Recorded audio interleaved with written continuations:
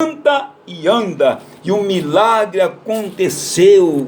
Aconteceu por quê? Porque eles estavam indo com propósito. Quem vai para a casa de Deus deve ir com propósito de Deus, para ver Deus operar os milagres. Deve ir com propósito, adorando a Deus. E eu imagino aquele culto, como deve ter terminado. Eu imagino como deve ter sido a volta de Pedro e João para casa. Irmãos, a nossa volta da casa de Deus para casa, ela tem que ser bênção. Nós temos que voltar com o coração regozijando e dizendo: que culto memorável, que coisa linda Deus fez nesta noite, naquele lugar. E passar às vezes a semana, porque muitas vezes vai uma vez só na semana na igreja, mas passar a semana toda remoendo aquela palavra que veio do céu, aquele louvor que veio do céu, direção ao coração.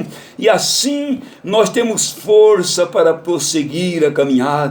Que Deus nos ajude a sabermos oferecer um culto inteligente a Deus, um culto racional a Deus, para que os milagres de Deus venham acontecer, irmãos, em nossas vidas. Muitas pessoas, elas vêm de qualquer forma, voltam de qualquer forma, veio à igreja e ao voltar, em vez de voltar comentando sobre o culto, às vezes volta lamentando, volta murmurando. Mas em nome de Jesus, você que está me ouvindo nesta noite, todas as vezes que adentrarem naquele lugar, adentre aquele lugar, mas adentre ali, sabendo que Deus está naquele lugar. Adentre ali, com esse intuito, dizendo: eu sei porque eu vim aqui, eu estou cansado, meu dia hoje não foi fácil, muitas decepções, mas eu estou aqui, eu sei que eu vou sair daqui com a minha vitória. Glória ao nome do Senhor nosso Deus. E a minha pergunta nesta noite é essa: como tem sido o seu culto? Como tem sido a sua ida à casa de Deus? Como tem sido a sua volta da casa de Deus para casa? Permita, Deus, que ela tenha sido de bênção, que você tenha voltado para casa, mas voltado regozijando, glorificando a Deus pelo que Deus tem feito. Eu fico imaginando comigo, se o apóstolo Paulo, se ele viesse hoje nos nossos cultos, se Paulo viesse hoje nos nossos cultos, se Paulo participasse de um culto juntamente conosco, eu tenho certeza que Paulo, irmãos, ele não mudaria a sua fala. Isso que ele falou lá no versículo 1 do capítulo 12, eu tenho certeza que se Paulo chegasse hoje no nosso meio, a primeira coisa que Paulo iria dizer para nós era esta: rogo-vos, pois, irmãos, que ameis-vos uns aos outros como Cristo vos amou. Aleluia! Glória a Deus! Quando eu amo, meu culto se torna um culto mais leve, mais alegre, não é verdade? Se Paulo se colocasse, viesse hoje assistir um culto dos nossos, eu tenho certeza que Paulo, ele iria dizer para nós: rogo-vos, irmãos, que não faleis mal uns dos outros. Aleluia! Muitas pessoas têm perdido de ser abençoado por Deus, porque em vez de ser abençoado, em vez de falar bem do seu irmão, ele não consegue, ele fala mal. Mas se Paulo chegasse em nossos cultos hoje, a fala de Paulo não seria outra, mas Paulo dizia: eu rogo-vos, irmãos, pela compaixão de Deus, que ameis uns aos outros, que considerai uns aos outros. Por quê? Porque tudo isto faz com que o Espírito Santo tenha liberdade para entrar, para andar no nosso meio, para operar no nosso meio. E eu imagino que Paulo, ele ainda diria para nós assim: rogo-vos, irmãos, que não olheis para a vida de A nem para a vida de B, mas olhai para Jesus Cristo, que é o autor e o consumador da nossa fé. Glória ao nome do Senhor nosso Deus. É tempo de nós olharmos para Cristo. Aleluia. É hora de nós oferecermos um culto mais sincero a Deus. É hora de nós nos apresentarmos diante de Deus, aleluia, com o coração aberto, com a alma aberta. É hora de nos apresentarmos diante de Deus e dizermos a Ele: Senhor, fala comigo, mas fale o que o Senhor quiser falar, porque o Senhor é aquele que me conhece. É hora de nos apresentarmos na casa de Deus e dizermos como salmista: sonda-me, Senhor, sonda-me e tu me conheces. É hora de nós chegarmos diante de Deus com a nossa alma aberta, com o nosso coração aberto, para recebermos de Deus aquilo que nós estamos precisando. Nossos cultos têm que ser diferentes, porque os dias são amargos, os dias são difíceis. Tem cristãos se sucumbindo pelo meio da caminhada, tem cristão fraquejando no meio da caminhada. Por quê? Porque não está oferecendo aquele culto que Paulo nos convida a oferecer, aquilo que Paulo está dizendo para nós lá no capítulo 12, o versículo 1: rogo-vos, pois, irmãos, pela compaixão de Deus, que apresenteis os vossos corpos em sacrifícios vivos e diante de Deus, que é o vosso culto racional. É hora de nos apresentarmos melhor diante de Deus. Glória a Jesus. E no versículo 2 do capítulo 12, que nós acabamos de ler, no capítulo 2, no primeiro, Paulo fez este apelo. Paulo disse: eu insisto com os irmãos que apresentem os nossos corpos em sacrifícios vivos a Deus. Mas no versículo 2, Paulo diz assim, no versículo 2: e não vos conformeis com este mundo. Aleluia. Não vos conformeis com este mundo, mas transformai-vos pela renovação do vosso entendimento. Conformar significa aceitar pacificamente. Glória a Deus. Transformar significa mudar a forma. Nesta noite eu tenho um conselho de Deus para o meu coração e para o teu coração. Qual é, pastor? Não mude os teus conceitos diante de Deus. Não mude teus conceitos para com a palavra, mas continue crendo na palavra. Continue se alimentando da palavra. Continue se enchendo, se alimentando da palavra, porque assim você não vai se conformar, não é? A igreja, ela não pode entrar na forma do mundo, não pode. É o mundo é quem tem que entrar na forma da igreja. Para vergonha nossa, muitas pessoas, em vez de transformar o meio onde ele está através da palavra, ele está sendo transformado pelo mundo. Mas o mundo tem que ser transformado pela igreja. A igreja tem que ser o exemplo. Paulo está dizendo: não vos conformeis com este mundo. O ambiente onde você vive tem que ser diferente. Tem que ser diferente. Eles têm que ver Cristo na tua vida. Eles têm que se ninguém vê Cristo em sua vida, se ninguém te respeita, faz chacota com você, é porque alguma coisa deve estar errado. É porque, quem sabe, você está conformando. Mas em nome de Jesus, não se conforme, seja diferente. Aleluia. Seja indiferente no meio dos diferentes, aqueles que não querem nada. Faça diferença em nome de Jesus. Nós vivemos em uma época de tantos crentes conformados, irmãos, conformados. Quantas pessoas que já se conformaram, outrora falavam em línguas estranhas, eram batizados com o Espírito Santo, tinham dons espirituais, mas se conformaram, perderam, e hoje está tudo normal. Mas nessa noite, Paulo está dizendo: não vos conformeis, não se conforme com essa situação, não. Antigamente, quando adentrava a casa de Deus, só de colocar o pé na porta e entrando já sentia a presença de Deus, já chorava, já glorificava, já falava em línguas estranhas. Hoje entra e sai, nada acontece. Nessa noite o Espírito de Deus está dizendo forte aos nossos corações: não vos conformeis, não conforme com isso não, mas volte ao primeiro amor, volte a buscar, que Deus tem renovo espiritual.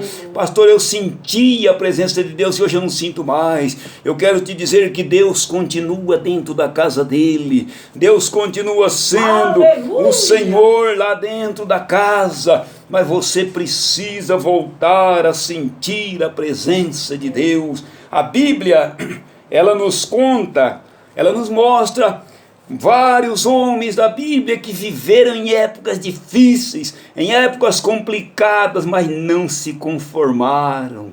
Não se conforme com a situação do mundo. Alguém até diz: ah, mas isso é normal. Isso é normal. Há uns tempos atrás eu conversava com alguém e essa pessoa dizia a respeito do filho que está na igreja, mas que de vez em quando tem aqueles altos e baixos. Ela dizia: mas isso é normal. Não é normal. Não é normal. Isso é normal para os conformados, mas para os inconformados isso não é normal não. Não é normal não. Aleluia. Não é normal não. Para os inconformados ele tem que sentir a presença do céu na vida dele. Ele tem que entender que Jesus Cristo, ele é o mesmo. E a Bíblia nos conta que Jeremias, lá em Lamentações, no capítulo de número 5, versículos 14 a seguir, a nação enfrentava momentos difíceis, os homens estavam numa situação complicada, numa situação triste, mas Jeremias, ele não se conformou diante daquela situação. Ele começa a se lamentar e conversar com Deus, e ele começa a contar a Deus como é que estava a situação dos seus dias, e ele dizia para Deus: olha Deus, os jovens, até os jovens, eles já não cantam mais, eles já não têm mais alegria de cantar,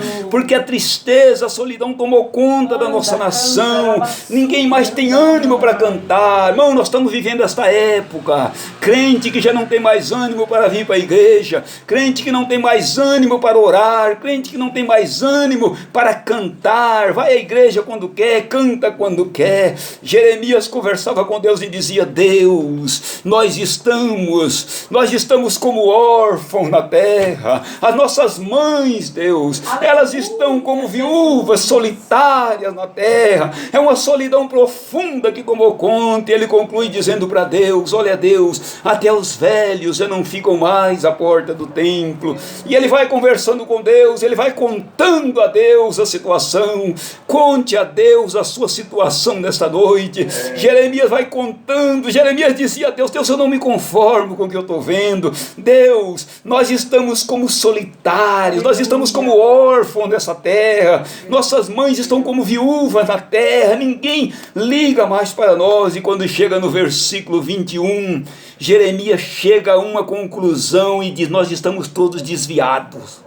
Jeremias olha para os céus e diz para Deus assim: Deus, converta-nos a ti e nós nos converteremos. E ele brada para Deus dizendo: renova os nossos dias como dantes. Oh, é tempo de pedir renovo. Não se conforme com a tua situação. Você que pregava e hoje não prega mais, você que cantava e hoje não canta mais, está como este povo ali nos dias de Jeremias, solitários, como filhos órfãos na terra, como filhos de mães viúvas e solitárias na terra. Mas nesta noite Paulo está dizendo: não se conforme com isso, abra tua boca e grita como Jeremias: converta-nos a ti, Senhor, e nós nos converteremos. Renova os nossos dias como dantes. Aleluia. Deus tem renovo.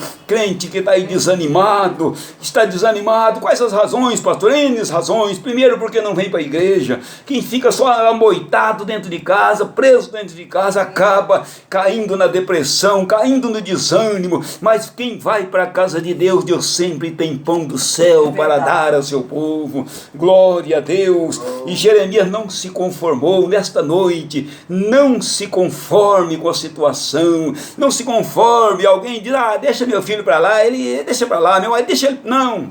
Deixa não, confia, porque enquanto há vida, há esperança. Aleluia. É tempo de buscar de Deus uma resposta. A Bíblia, ela nos diz que Jeremias, lá no capítulo 9, Jeremias, ele tinha esse cuidado. É bom quando o crente tem esse cuidado. Tem pessoas que nem se lembra quando foi que chorou na presença de Deus. Jeremias, ele tinha uma preocupação, se ele passasse algum momento sem chorar diante de Deus, ele entendia que alguma coisa não estava bem. E lá no capítulo 9, Jeremias, ele olha para os céus diante da situação e ele diz, oxalá que minha cabeça se transformasse em águas, oxalá que meus olhos se transformassem em lágrimas, porque assim eu choraria, eu me alegraria diante de Deus. Deus quer que você chore na presença dele, mas chore de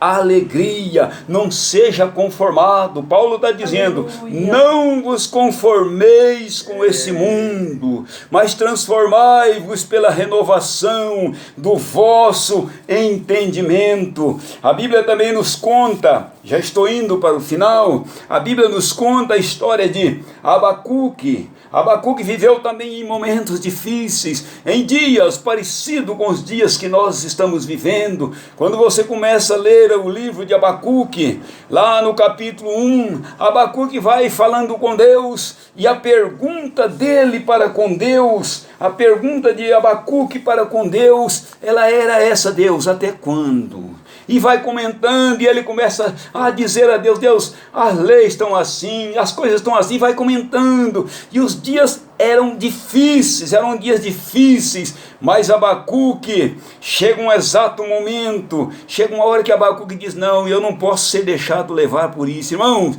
não se deixe ser levado pelos que estão ao seu redor, mas tenha um propósito com Deus, aleluia, viva uma vida diferente na terra, não deixa se envolver e acabar sendo parecido com os outros, não, seja diferente. Abacuque, ele olha, ele vê aquela situação e ele vê que os dias dele eram dias amargos, eram dias difíceis, eram dias tenebrosos, mas Abacuque, ele diz, eu não vou me deixar por isso, e ele começa lá no capítulo 3, no versículo 2, ele pede a Deus dizendo, aviva, ó Senhor, a tua obra, eu quero ser diferente, e no meio dos anos a notifica, e na ira lembra-te da misericórdia. Ele vai falando com Deus, porque ele queria fazer a diferença, e a Bíblia diz lá no versículo 17, que Abacuque, ele começa a olhar para um lado e para outro, ele vê que a situação estava difícil, mas ele diz, mas eu vou ser diferente, e ele abre a boca e começa a dizer, ainda que a figueira não floresça, e nem haja frutos na vide, e o produto da oliveira minta, e os campos, eles não produzam mantimento, e ainda que as ovelhas da malhada, elas sejam arrebatadas, e lá no currais não haja vacas, eu, todavia, me alegrarei no Senhor e exultarei no Deus da minha salvação. Eu exaltarei. Quando Abacuque colocou essas possibilidades do que ainda que poderia acontecer ao seu redor, Abacuque sabia que se isto que ele citou no versículo 17 acontecesse, não era só a nação que ia passar por momentos difíceis. Abacuque sabia que até ele iria passar por momentos difíceis. Abacuque sabia que se a figueira não florescesse, não haveria fruto, e se não houvesse o figo Ele era para Israel como o arroz e feijão é para nós aqui no Brasil. Se não houvesse o figo, não haveria o doce, não haveria o remédio para curar as enfermidades. Abacuque sabia que se nos currais não houvesse gado, Abacuque sabia que as crianças iriam morrer, iriam perecer porque não haveria leite. Abacuque sabia que se não houvesse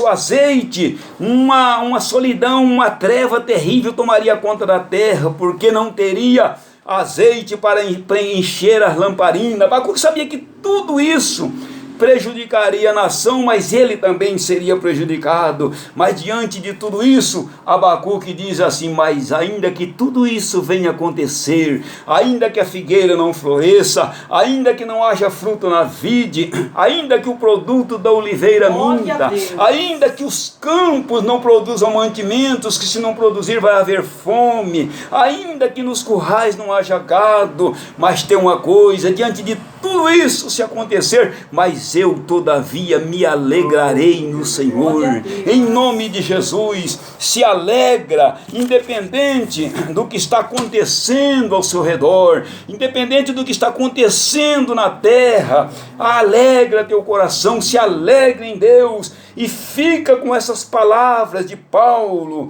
rogo-vos, pois, irmãos, pela compaixão de Deus, que apresenteis os vossos corpos em sacrifícios vivos, santos e agradáveis a Deus, que é o vosso culto racional, e não vos conformeis com este mundo, mas transformai-vos pela renovação do vosso entendimento. Que Deus em Cristo vos abençoe. Faça a diferença onde você estiver, seja diferente, não se conforme com o mundo, mas transforme ele pelo poder da palavra. Glória a Jesus. Que Deus em Cristo venha nos abençoar mais e mais para a glória do Senhor nosso Deus. O pastor Jorge, ele vai estar dando